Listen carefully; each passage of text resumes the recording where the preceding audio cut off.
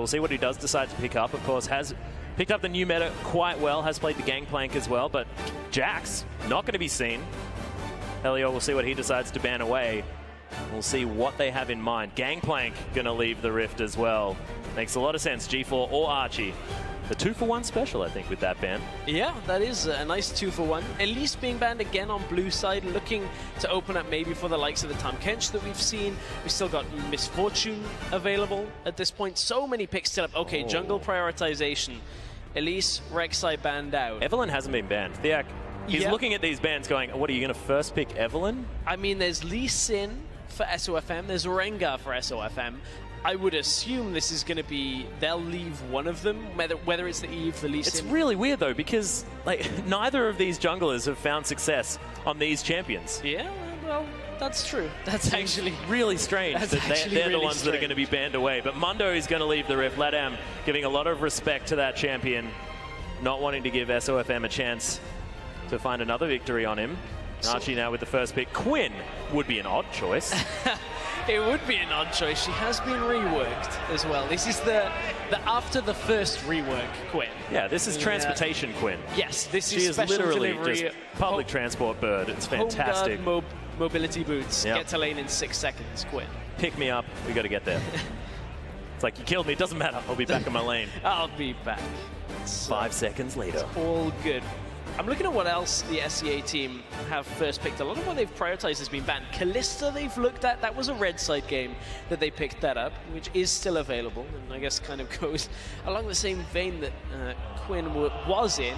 It is an AD Optimus, carry. yeah, they have picked up a lot of, I guess, prioritization on the AD carry. Thiak once again hovering the Rammus. I like it a lot. Malphite has, of course, been banned one more time.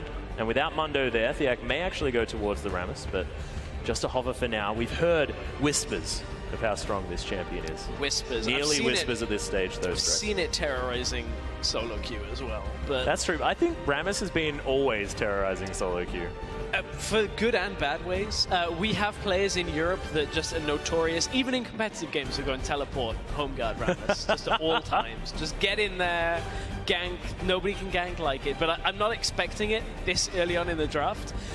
I guess kind of against Tristana until Tristana can get armor penetration. High armor targets are fairly effective because she is a scaling AD carry. I'm not expecting it. Surprise. Yeah, that's much better. That's what I expect. Yeah, that's what we expected from Latin America at the moment. Just hovering over the Rammus for quite some time, but it is going to be Thiak's famous Evelyn, as well as Helios' very successful Fiora that we did see earlier on. SOFM, though, he's got the Ignite, he's got the Smite, and he's got the Nidalee now as well. So we're talking about skirmishing, jumping around the jungle, being a menace. It's exactly what SOFM likes to do, and definitely something Nidalee likes to do as well. G4 cycling through some assassins. He's got a champion pool that is more of a champion ocean, though. He can pick up whatever he wants, and that's going to be the Brad. Moss is going to try and work on his Dumbledoge impression, see whether he can outperform those Tempered Fates, which were so good in the last game. They were, but Dumbledoge's not in this one. I haven't seen Moss really picking up Bard too much. Seen a lot of Morgana, seen a lot of Thresh from him. So this is a bit of a departure. Still looking for those bindings, this time more cosmic. The cosmic version. I'm looking at this Nidalee pick. We have not seen Nidalee out of the jungle in a very long time. Half a season, I would estimate. Roughly, because Nidalee we haven't seen her so far at IWCA, and this is sort of the first tournament that is on this preseason patch. Of course, there have been some over in China, but I have a feeling that Nidalee hasn't been played there either. I mean, Nidalee likes to... Well, wow, White Lotus locked in the Ezreal.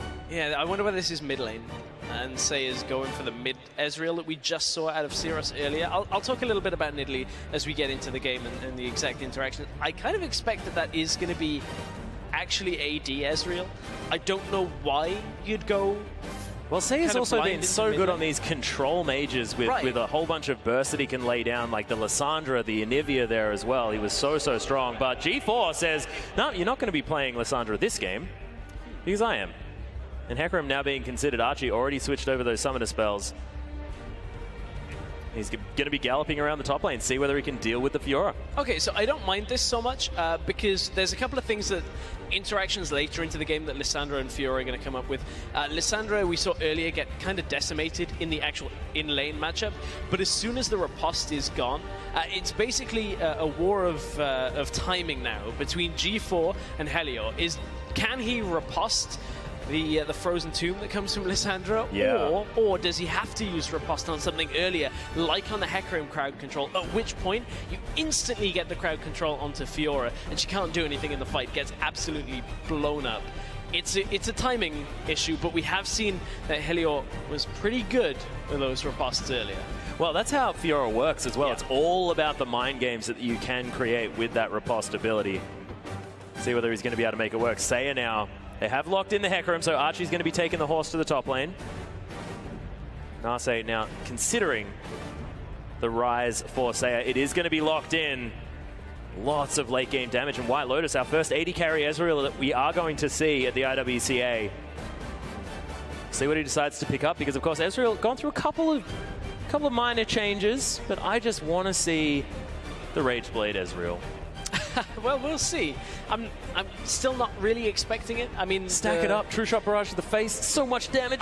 I'm more expecting the additional cooldown, as Yamato was alluding to. Well, true, earlier. Yeah. You go for that Essence Reaver, you start really building up that cooldown. Doesn't mean you can't still do it, Stress. That's very true. Go for all of them.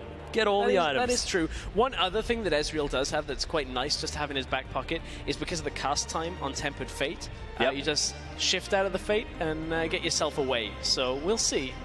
Yeah, having the extra safety is going to be very, very useful. But I'm looking at Theak to really control this early game as well. With the Rise hanging out there in the mid lane, does tend to paint a target onto himself quite a lot. Helior wants to take over his top lane as well, and if Archie can get control of that, it could be a problem here for the Latin American side. So we'll see whether Theak can get around, use his Evelyn, make sure he utilizes the stealth effectively in order to get himself around the rift and into situations that can really dominate his opponents. And I'm excited to see him back on his signature champion. I am too. I'm really looking forward to this game. And, you know, I think the one thing that can cover for the Ezreal in this situation for White Lotus, it's very different from the Vayne that we've seen previously, is the fact that they have the Rise for the late game damage. Fiora, once she gets ahead, should be able to stay ahead. But against the Hecarim, it's a melee matchup. Tends to do fairly well for Hecarim, so we'll see exactly helicopter around. Don't get the minion aggro, but we are going to hop onto Summoner's Rift, ladies and gentlemen, of course.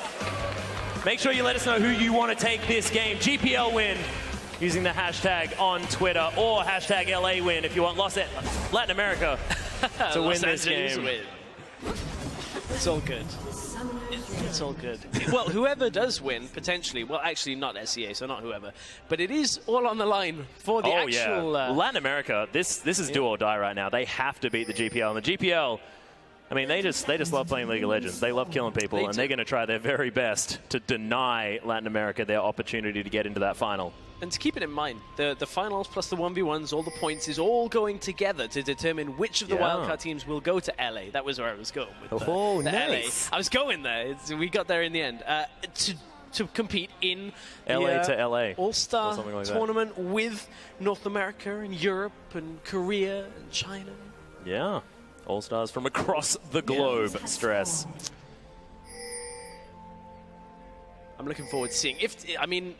You need performances like Turkey had today if you want to compete against the, I guess, premier regions is one way of putting it. But that was Turkey. We'll see whether the LATAM team can live up to the same kind of expectation, because they do need a win here to put themselves in the final tomorrow, which will be going for that massive amount of points, at 90 points for first place in the 5v5 tournament. But Nidalee jungle, haven't seen it in a while.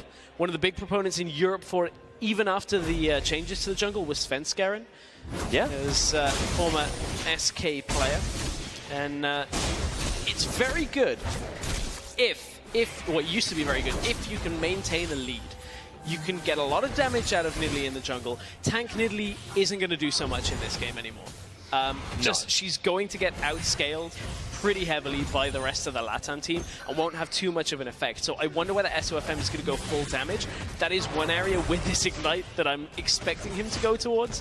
Find Thayak in the jungle, take him out, get a lead, and snowball. Yeah, and so far he's just been taking down the minor camps as well. So those Raptors are done after the Krogs, and moving over, picking up some puppies, then may grab himself a blue buff. We'll see what he decides to do. Thiak, though, has taken his red and is now moving towards his blue buff.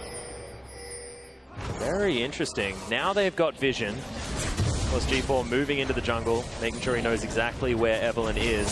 Getting wards on the camps, exactly what you want to do to spot out for the Eve. And not only that, Nidalee has the traps available as well. Yeah. So once you can get into the enemy jungle and stay there for a little while, there are extra tools to keep a track of Evelyn throughout this game, but we're a little way away from that. Warding will suffice for now, and it's all heavily favored around Archie's top lane, trying to spot Eve as far out as possible. And that red buff still hasn't been taken here for SOFM. So interesting, just going to go for the full clear, leave the red buff up, wait until he can use that smite on it. Yeah, that's one of the difficult things, is Nidalee in the current state of things, going around the jungle early, is still fairly squishy. So a lot of it is about how much damage you're taking from kiting, and red buff is a formidable opponent without smite. The Crimson Brambleback. Yes, do not want to try and take him on without your smite available. Thiak already trying to get something done here. Makes it into the brush. Not going to be spotted. Either Moss or Optimus. Now going to come in. There's the playback. Has been discovered. Hate Spite's coming out. They're trying to get their way over onto these relics. The magical journey, comes out. They don't follow him through. Moss is going to survive for now. This allows Archie to keep putting the pressure on top lane. You can see him pushed very far up in the lane. As soon as they spot Evelyn, there's no real danger, no teleport or anything like that on Saya in the middle lane. So Archie is having a lot of freedom up here. 23 CS to 12.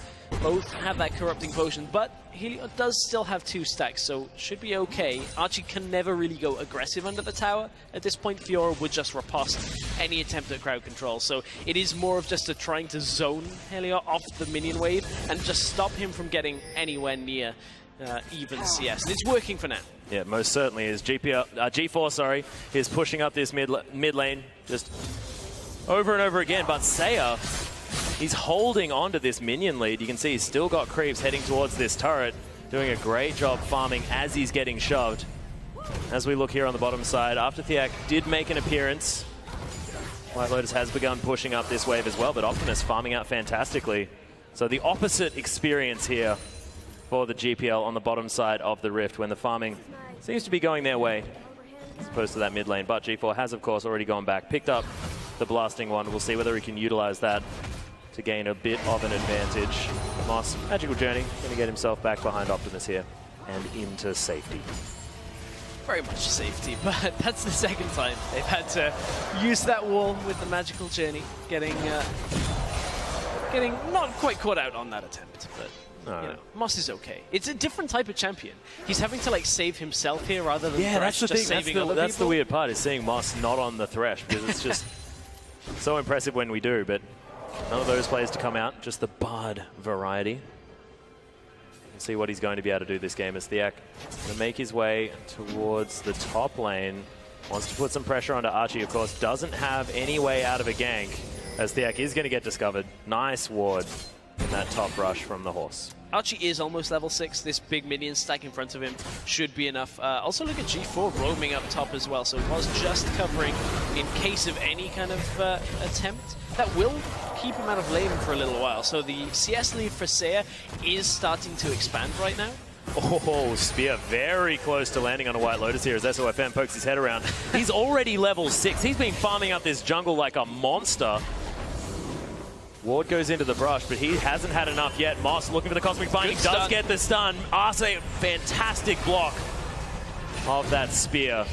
Means the White Lotus is going to be okay for now, but Moss, he may have to go back. Just the SEA team not able to push up solidly under the tower at that point. They were looking for the dive. Good read that it wasn't on, though. With the minion wave joining, couldn't get the Nidalee spear through. Ooh. Also, Arce did catch the spear, but I mean, I'm glad to see they realized that without that spear landing, there is no gank to happen. Otherwise, the number of teams you've seen kind of going deep under a tower like that, needlessly throwing away any chance in an early game. No, really it's not a good idea. That being said, when you see the GPL play, you think, all right, well, they're probably going to die. Probably. most of the time. I'm interested now, itemization-wise, to see what the AD carries are going to do. Optimus right now has a BF sword, so big amount of damage that's going to come from him. Will Ezreal go the tier route and look for a stacking itemization, looking then for the Iceborne Gauntlet later? Will he opt for the Essence Reaver first? That's what he's going for. He's picked up the BF sword, so is going to match the power at this point in the game against the Tristana. And then I wonder whether he'll end up going Iceborne Gauntlet later, or whether he'll just look for a more traditional AD carry build. Yeah, I would like the Trinity Force just because of the fact that it will give you that 40% CDR. Yep. Get to that point where Mystic Shots will be coming out like Machine Gun. I do like that a lot.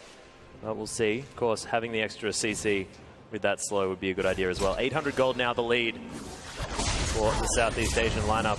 Archie going the full tank route with the 20% CDR already picked up with that Glacial Shroud and the Kindle Gem. Very strange. I was expecting something like a Trinity Force for Archie first up just to try and give himself some lane pressure, but Helior going to have a difficult time against him now just because he's going to be so tanky.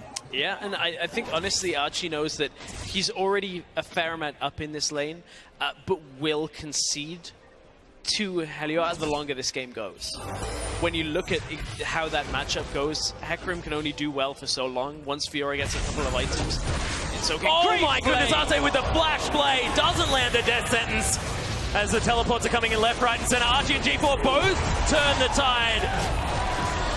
Is going to be the Tempered Fate landing, but Archie just waits for it. White Lotus gets feared back, and the GPL are going nuts onto the Latin American team.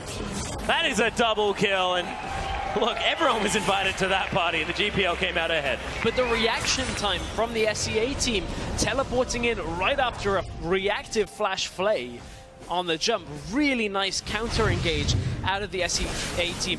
Just the attempt to punish Optimus, I like what the LATAM team were trying to do there, but the numbers advantage from the double teleport is so good for the SEA squad, and you can see Archie able to get in there as well, use the Onslaught of Shadows, and we were wondering how good is Moss's Bard. Pretty gets good. The Tempered Fate, gets 2 bindings during that engage. Pretty solid, I would say. Yeah, most definitely, and locking down White Lotus there on the Ezreal as well, meant that they confirmed the 3rd kill in the bottom lane, and that was first blood, actually. Sort of not the bloody game you'd be expecting here, even though it's only 10 minutes. First time anyone getting anywhere, but we're looking at this team. They do have the rise. Seiya has been quite quiet, still even up on that farm. That is a Rod of Ages completed now, almost exactly at 10 minutes for G4. Well and truly accelerated after that gank in the bottom lane. And speaking of accelerated farming going on right now from the jungle. That is true. Archie, though. Oh my goodness, turning it around, forcing the flash. That riposte was not great. Nope. From Helior, and Archie just says, yep, you can grand challenge me, but I'm going to win. I love that Archie, because the riposte timing from Helior is based on the fact that he has to use the riposte right as Archie is coming towards him. It has to be soon enough that Archie hasn't connected yet, but Archie just runs around. He takes the long route and kind of loops over the top and uses the knockback. So Helior's got to be a little bit more careful with that SFM. Yeah, Pound's not going to do it. Thiax is going to pick up the first kill for Latin America. Archie trying to turn this one around. They do have the man advantage, but there's a very low Evelyn. Helior thinks, no, we can do this, man, but seems like Archie thinks that he can grab this one as well. Riposte comes in. That was a little bit better that time, but Thiax going to be there. Oh my goodness, the Onslaught of Shadows. Archie so incredibly low. That juggling was fantastic. Latin American side grab a second. Just dancing Meanwhile, around. in the bottom lane, that's going to be a double kill. White Lotus and Arce both falling down. And they got the tower as well, but dancing around the tower aggro range for Archie, he was so close to getting a double kill, but knew he couldn't all in on Helior or Thiax because they were just under tower radius. It was a great attempt, but down in that bottom lane, what happened was the tower went down, and then a hook landed, I believe, from Arce as the chase was happening. Tempered Fate comes out. White Lotus just then, oh, it was a double stun again from Moss. That was the bit that we didn't see. And easy cleanup for Optimus on Tristana in the bottom lane. Oh, Helios dead again. SOFM getting a little bit of revenge. And yeah, he's only 9 CS behind the top laner at the moment. SOFM, he's got his Runeglaive, now building towards some more damage, has a couple of books. I don't know what he's going to be building. Is that going to be like a Gunblade? He's a very well-educated cat right now. He is. But, you know, I feel like in this game, SOFM just was like, okay, I'm sick of playing like Rengar. I don't want to play Lee Sin this game. Just give me Nidalee. Just let me farm for like 10 minutes, and then I'll, you know, help carry you guys. Yeah, he just wants to be like a solo laner. Yeah, he wants to, but then he got caught out in the enemy jungle. Moss is caught out under his own turret. He's so dead. TX going to be able to pick up the kill. Seiya tanks up the turret.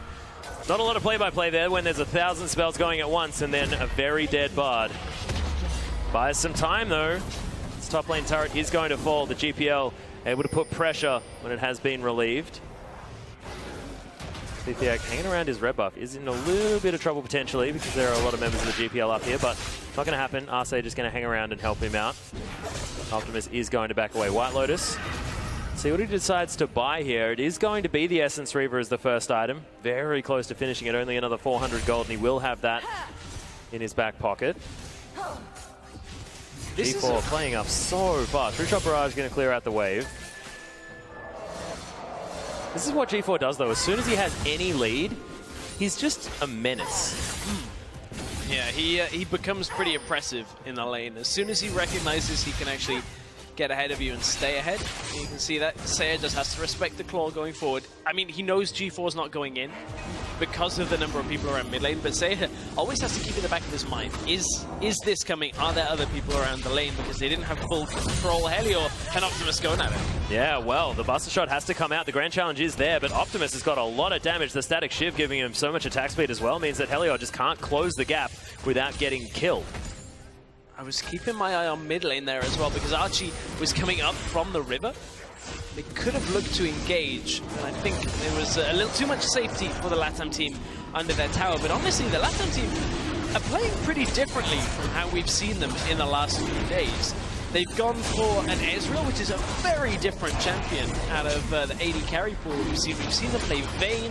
We've seen them play a lot more scaling in that AD carry role. And White Lotus has been on point when he's been able to, you know, get the flashes forward on a scaling AD carry. I guess he can arcane shift forward on Ezreal. Oh, G4. Yeah, Theak looking for it, but he's just going to get frozen too. Does get the Agony's Embrace down, flashes over the wall. Oh, Dark Passage is going to save the Evelynn as well. Beautiful play from the Latin Americans. A nice double stun from the Cosmic Binding from Moss, but Theak probably should have been dead. Just enough to save them. Optimus at the meanwhile was pushing top lane in. Now the LATAM team can respond with a little bit of a push down mid, but they don't have Ezreal there, and Ezreal isn't exactly the best champion for pushing down turrets as it is. No real wave clear behind the tower though. Moss has been hooked. Yep, Death Sentence is going to come in. White Lotus picks it up with an Arcade Shift, I believe. Teleport's coming in. G4's looking to try and pick something up. It doesn't have the ultimate. Helior's here. Grand Challenge not up just yet. Still a few seconds on that one as the spear lands. SOFM looking to pounce his way in. Trying to close the gap. That's the Rune Prison down. Seiya can't connect the Qs though. There's White Lotus very low on mana. Boy, those spears doing so much work. You don't expect it out of the jungler to have this much money, but he's got 84 CS. He is really wealthy right now when it comes to it. And SOFM, he's got that Rune Glaive finished. Helior wants to fight. Oh my gosh, look at the Blue burst buff to come out. Blue Sentinel might actually finish the job here for SOFM. There's going to be Seiya picking that one up. Optimus going for a flanking Tristana play. Not sure how that one works as Seiya flashes over the wall. He does have the passive up. The ultimate was there. Buster Shot. Oh, the True Shot Barrage not enough. And Optimus somehow survives. That was, I mean, Optimus with a little bit of fortune there on that one. I mean, in the respect that he had his flash as well. He had his flash, he had the jump, like everything. Optimus was, he knew he was fine in the end, but I don't think he knew the ward was there and wasn't really expecting that straight up. If he did somehow, that was kind of like the next level play. Well, if he didn't know, then that's some crazy reaction time. It is actually. I'll credit where it's due. Most definitely, but Optimus going towards that rapid fire cannon after grabbing a BF sword. Sort of the standard, what Lex decided was the best way to build this Tristana as well, as he's sort of the one to look at. There's, oh my goodness, Thunderlords. There's a massive creep wave here. White Lotus manages to take down the kitty cat. And SOFM getting a bit too big for his boots. Yeah, he really is right now. I mean, he was in the enemy jungle earlier, got picked off. Now he's getting picked off trying to duel White Lotus. when a lot of the damage that comes from Nidalee in exchanges like that relies on you being on top of him, and Ezreal with a flash up, with Arcane Shift up, is pretty mobile when it comes to moving away from a Nidalee. So I'm quite surprised that SOFM is taking fights like this. I know he wants to play super aggressive with this Ignite Nidalee. Oh, Tempered Fate caught Thiak. Can they follow up? Dark Passage going to come in. G4 not able to get the Frozen Tomb off in time in the GPL. Not going to be able to get anything out of that ultimate from Moss. They still want to siege this turret. Has another 3 of Optimus' auto attacks in there. Oh, there's the Agony's Embrace. Arce trying to get in there. Frozen Tomb goes down. Saya really wants to get amongst it, but Archie's right in there. Arce's going to die. It's the shutdown. 5 members of the GPL hanging out, and it's going to be a 2-for-0 and a turret. At this point, 3-0-3 for Optimus on Tristana. Has a lot of bits of items plus a static shiv at this point, and man, the damage is insane. This Ezreal can't really match the damage output.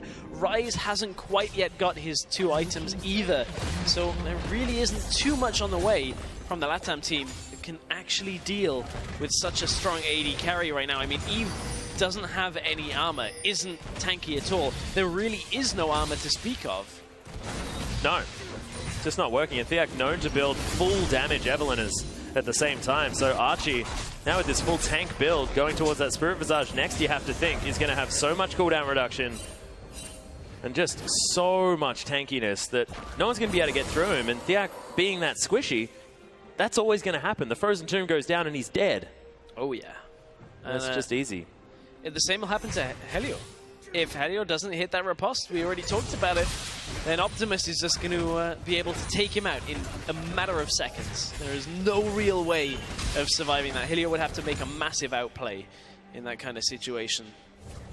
Very good point. White Lotus, though, now with the 30% CDR, Zeal and Essence Reaver completed. We'll see whether he goes towards an attack speed item or whether he grabs that Trinity Force, which is what we'd expect. The White Lotus took so much damage just then. Optimus able to use a rocket jump to get away from Thiak. As G4 had made his presence known. It's a fully stacked Rod of Ages there as well for G4 in comparison to the 6 on Saya. And at this point, one thing actually in that little exchange on Tristana was Agony's Embrace wasn't available for Thiak. I would have liked to have seen perhaps if they'd have got the kill from that. Optimus did jump away, but that's a fair amount of damage that Thiak could have had extra. It was mainly about 5 seconds from coming up. So, man. Unfortunate for Thiak, but he'll have that available for a flank play should they be looking for it in the next few minutes. And you feel like they kind of have to.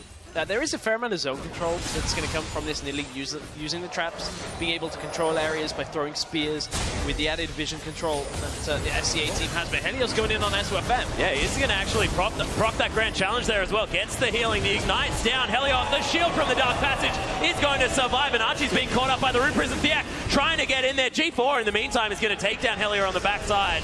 Tempered Fate onto 3 members. G4 might have the rest of his team around here to deal with it. Saya, oh my god, that burst damage was filthy. The GPL clean up. It's a 4-for-0. Easy fight for the GPL team. As soon as the beginning of that, Helio just took so much damage trying to trade it back onto the SEA squad. Now GPL actually going to go straight for the Baron. It's a fairly early one. Let's take another look at exactly how much damage came down at the late part. So SOFM manages to out-trade Helio until the ultimate gets popped in, and then in came Archie. I think G4 just flashed W's at that point by the looks of it, then ults himself to stay alive. Manages to deal with just about everybody, and here comes the burst damage right down onto Saya. And blows him up. So again, this is just the SEA team being so incredibly far ahead right now. And considering that the SEA team are actually already out of contention for the top of the table, it's a little bit disappointing this team didn't show up on the previous days. They did in day 1, but after that, they really didn't show up yesterday. They dropped the ball a little bit yesterday. I don't know what it was. Maybe they didn't get enough sleep. Maybe they didn't have what Turkey had for breakfast this morning. Seems like they may have now. This is a dominating performance. Not quite the perfect showing that we saw, but we'll see. Latin America, the game isn't over. The fat lady has not yet sung, Stress. And Ryze scales very well. This is something that Latin America have done before, but look, looking very dire. And at this point, they just step up to the tower with Tristana. We heard, I believe it was the CIS team, I think Lex was talking about it earlier, you get Baron buff and just push towers. Oh, G4. Oh, he did actually prop the challenge, though. So much healing. G4 able to stop him. The auto attack's not enough. He's going to have the Q, not going to find him. And in the end, it's a stalemate. What are the cooldowns looking like? I mean, I think G4 can still get that kill. Depends on whether Halio can riposte again. Oh, Arce, he gets behind him. Death Sentence doesn't land. In the end, flash auto attack. Looks like the support player was able to do it. They didn't get the bottom tower either. They were stepping up with the Baron up minions, with Optimus. They got the inner. They couldn't get the inhibitor. It is about one hit from dying from pretty much anybody from the Southeast Asian squad. But they are turning tail and running. G4 dying in the top side. It was a little bit too big of a distraction for SEA to keep pushing down bottom. But that objective is still very weak for them. That is going to fall over if you breathe on it at this point. But I mean, it's all on GPL to use the rest of their Baron buff. If this Southeast Asian squad can just swing top lane now with the Baron minions, with the Tristana, push that down, maybe just utilize the Hecarim up there and put the Tristana in the middle lane, you can actually get so much more done in the next minute or so of this Baron buff. Yeah, not to mention with the rapid fire cannon and the spears as well, they've got a lot of siege potential underneath those turrets. Not to mention draw a bead. I mean, level 13 Tristana is going to have a fair, decent range. That Krug was pretty keen on Helior. Moss takes a lot of damage from the True Shot Barrage, but not too much. Static Shiv was actually what got picked up by White Lotus. I don't like it. I'm not a fan of this build. No. I really am not a fan. I mean, this seems like he wants to be playing pretty much any other AD carry. I mean, you look at the likes of... Well, he wants to be Ezreal. He just wants to have a Trinity Force, not a Static Shiv. Right, but I mean that... Yeah, it could be... it's a good Lucian build. Yeah, that's what I'm thinking. It's like, it's one of the Lucian builds. Okay, it's not the Triforce of the Infinity Edge build that we've seen, but I mean, okay, it'll work with his Q. Yeah. There's a, you know, added wave clear, but Ezreal's never good at wave clear. That's his one. Hey, True Shot Barrage is pretty good. Sure, but if you can wave clear like once every 60 seconds, that's okay. Yeah, but not so the great. Remaining 60 seconds in every I didn't other have lane. much follow-ups. No, it's fine. That was all I had. It's fine because neither do the LATAM team right now when you look at it. Yeah, it's all very, they've got true. an Ezreal with a Static Shiv that's trying desperately to clear waves against their Tristana, who's pushing turrets down incredibly. And now they've got an inhibitor tower that is still pretty low. Oh, got the flank on Optimus here. Able to stop him. That buster shot in mid-air was brilliant. Optimus, of course, thought he was in trouble. Not actually. Oh, here's the engaged box goes down. Arce trying to create a zone of control. Boss very low. The Arcane shift in from White Lotus, but he's very low on mana. He will just back away. Optimus split pushing there in the mid lane, as you can see. If he gets any spare time with the turret, he's going to have a very bad time. And that's Infinity Edge completed, as well as the Rapid Fire Cannon Shiv and the Vampiric Scepter. Whew. This is a pretty strong Tristana, is what I sort of just a little meant to infer from there. Just a tad strong right now for Optimus. He's actually just kind of using Rocket Jump whenever because he's expecting to get kills. He just hopped from the jungle into the lane just in case there was a fight. Oh, Descent's landing on a G4. Can ult himself if he wants to. Frozen Tomb not even going to be needed. Just uses the claw to get himself to safety. Optimus, you can see, running interference on the side. By interference, I mean killing everyone. That is going to be the last auto attack. The crit from the rapid fire cannon going to deal with the turret. Oh, and this inhibitor is so dead. Yeah, that's the inhib going down. Now they're probably going to look to recall and then swing back around once Baron is up. Dragon is pretty much a minor thought in the SEA team's mind right now. It's like, well, we could get a third Dragon of the game, or we'll get Baron and then end this pretty quick. It is what they should do, to be honest. Set up vision control, get a pick. They already have the wards to see exactly where the LATAM team is putting up the vision for themselves. So it should be a fairly clean-cut next sequence of events for SEA if they play their cards right. I have a feeling they're just going to go and siege again somewhere else. I mean, they don't want to wait the 1 minute 20. That's ridiculous. That's so long. They need to be killing people. G4, you can see he's moving up the lane. Wants to start shooting people with his Q. He's found some minions. That's all he wants to do. He's like, come on, let me shoot this blast of ice at you. Yeah. At least it's not the Korean Lissandra, because we haven't had to cast with, I mean, it's basically the equivalent of like Serena Williams. We're at a tennis venue, so I guess that's the most apt thing to just have Lissandra screaming around Summoner's Rift the entire time. So there's crossover, Max. There's crossover between tennis and League of Legends. Well, it's both competitive. Yeah. You know?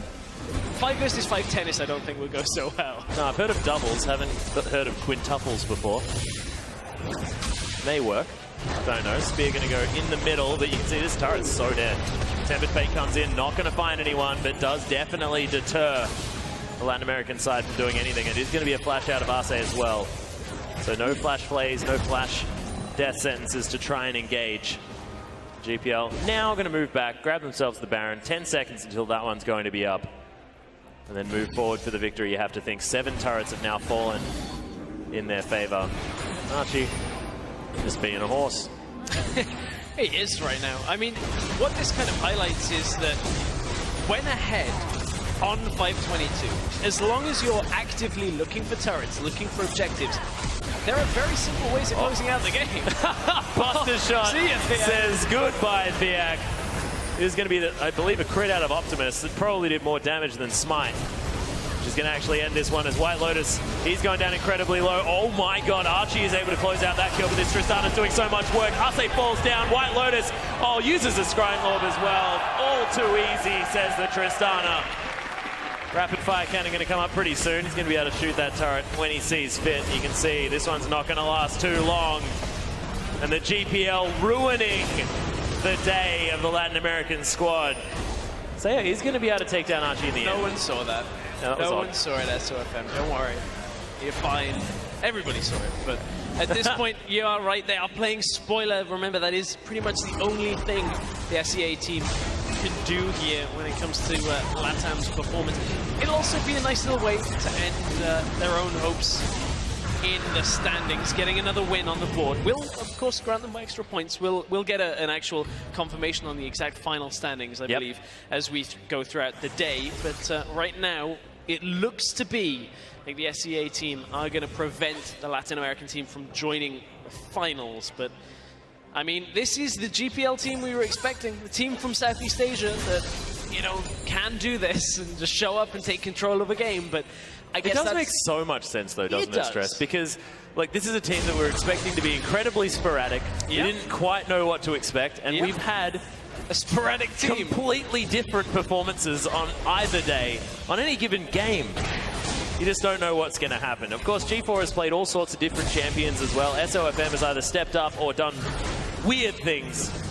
And it's just fantastic to see. I love watching the Southeast Asian team play, is what I mean, because you always get variety. It's the Forest Gump team in that you never know what you're going to expect. Oh, goodness me, the Frozen Tomb has gone down as G4 is ulting himself. Archie, Tempered Fate going to go down to White Lotus. Archie just would have liked to gallivant around a little more, but it's a double kill for G4 in the end. The resets are coming down.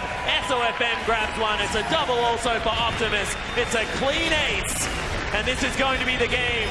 Southeast Asian side able to deny Latin America their finals dream, and is going to confirm CIS versus Turkey in our final.